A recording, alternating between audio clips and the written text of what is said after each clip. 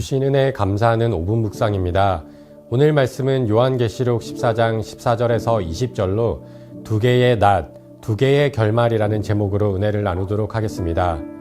비록 이 땅에 성도를 향한 무자비한 박해와 고난이 가득하였지만 요한계시록은 그 이면에 있는 하늘의 실체를 보여줍니다.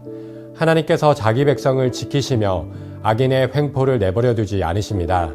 하나님께서 정하신 때가 되면 의인과 악인을 구별하시어 최후 심판을 내리십니다. 눈에 보이는 현실이 아니라 영적 세계와 영원한 하나님의 계획을 계시하며 현재의 고난 속에서도 담대한 믿음으로 살아갈 것을 우리에게 권면하고 있습니다. 내용 관찰 첫 번째 질문입니다. 구름 위에 앉으신 인자와 같은 이는 어떤 일을 행하십니까?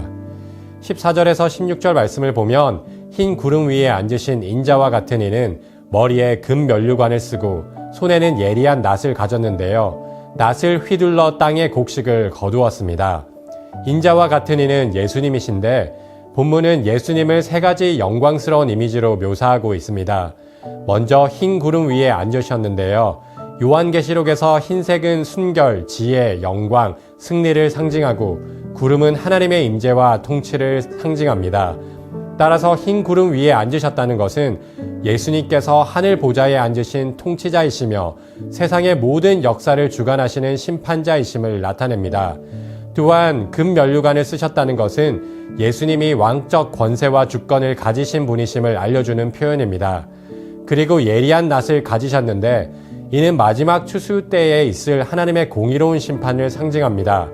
따라서 예수님께서 땅의 곡식을 거두기 위해 낫을 휘두르셨다는 것은 심판날에 익은 곡식, 곧 성도를 구속하는 것을 의미합니다.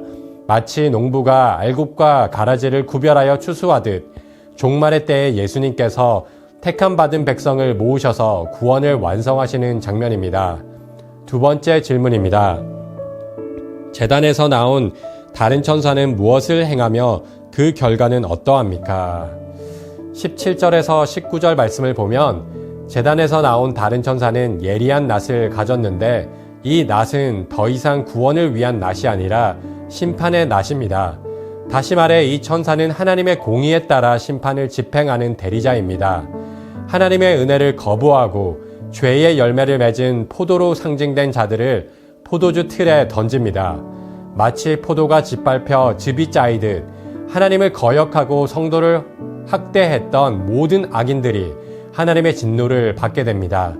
그 심판이 얼마나 참혹하였던지 피가 1600 스타디온에 미쳤습니다.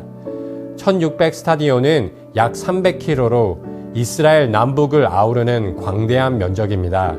악을 행한 모든 자들이 예외 없이 하나님의 엄중한 심판을 받게 될 것을 알려줍니다. 연구와 묵상입니다. 낫으로 거둔 곡식과 포도의 결과가 각기 다른 이유는 무엇입니까? 곡식으로 상징되는 성도들은 어린 양 예수의 피로 죄 사함을 받은 자로 환난 속에서도 끝까지 인내하며 믿음을 굳게 지킨 자들입니다. 오해하지 말아야 할 것은 이들이 믿음을 지킨 행위 때문에 구원을 받은 것이 아닙니다. 구원은 전적인 하나님의 은혜입니다. 다만 이들이 믿음을 지킬 수 있었던 이유가 바로 하나님의 백성이었기 때문입니다.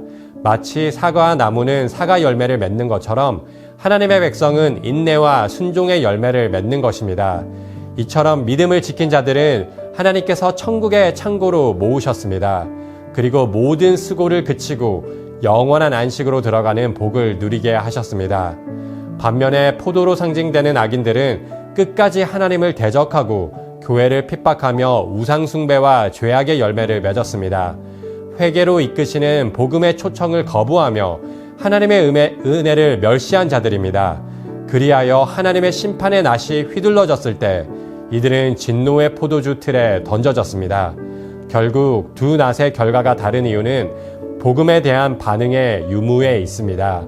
복음이 어떤 사람에게는 구원에 이르는 생명의 향기가 되었지만 또 다른 사람에게는 심판에 이르는 죽음의 향기가 된 것입니다.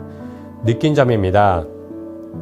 영원한 구원과 심판이라는 두 가지 낫이 존재한다는 사실에서 무엇을 느낍니까? 우리는 종종 이 땅에서의 삶이 전부인 것처럼 살아가기 쉽습니다.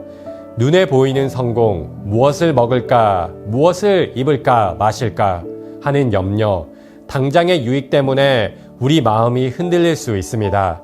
그런데 요한계시록은 죽음이 결코 끝이 아니며 그 이후에 영원한 구원과 영원한 심판이라는 두 개의 낫이 있다고 선포합니다.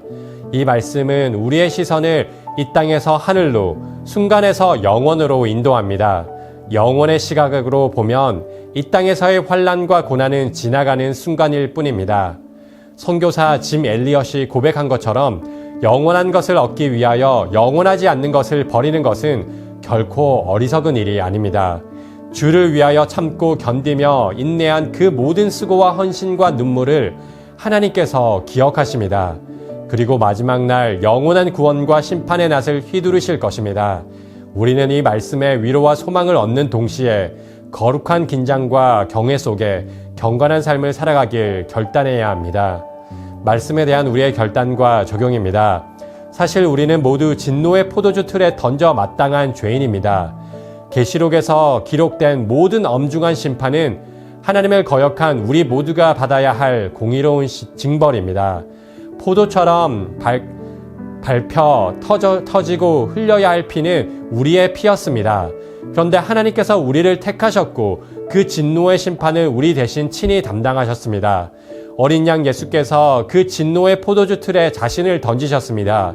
예루살렘 성박 골고다 십자가 위에 고귀한 보혈을 흘리셨습니다. 그 대속의 은혜로 인해 진노의 낫이 우리에게 생명의 낫이 되었습니다. 우리는 더 이상 심판을 두려워하는 죄인이 아니라 구원의 날을 간절히 기다리는 하나님의 백성이 되었습니다. 마지막 심판의 날은 진노가 가득한 저주의 날이 아니라 구원이 완성되고 하나님의 공의와 사랑이 드러나는 영광의 날입니다. 따라서 우리는 두려움이 아닌 소망 가운데 그날을 기다리는 것입니다. 이 영원을 향한 시각과 소망이 바로 믿음으로 인내할 수 있는 근거입니다. 비록 이 땅에서 환난과 어려움을 당하여도 핍박과 조롱을 당하여도 끝까지 견딜 수 있는 이유는 하나님께서 마지막 날에 있을 최종 그림을 우리에게 보여주셨기 때문입니다. 비록 과정이 험난하여도 마지막 결과를 알고 있기에 절대 포기하지 않고 믿음으로 인내할 수 있는 것입니다. 이미 우리를 위해 이루신 구원과 앞으로 이루실 구원의 약속을 굳게 붙잡고 믿음으로 인내하며 승리하길 원합니다. 또한 그 구원의 은혜에 감사와 찬송과 영광을 올려드리는 복된 삶이 되길 소망합니다. 이 시간 함께 합심하여 기도하겠습니다. 세상의 일시적이고 헛된 것에 마음을 빼앗기지 않게 하시고 영원한 하늘의 소망을 붙잡고 살게 하소서. 세상의 거짓에 휘둘려 우리의 정체성을 잃지 않게 하시고 하나님의 자녀로서 담대하게 승리하며 살아가게 하소서.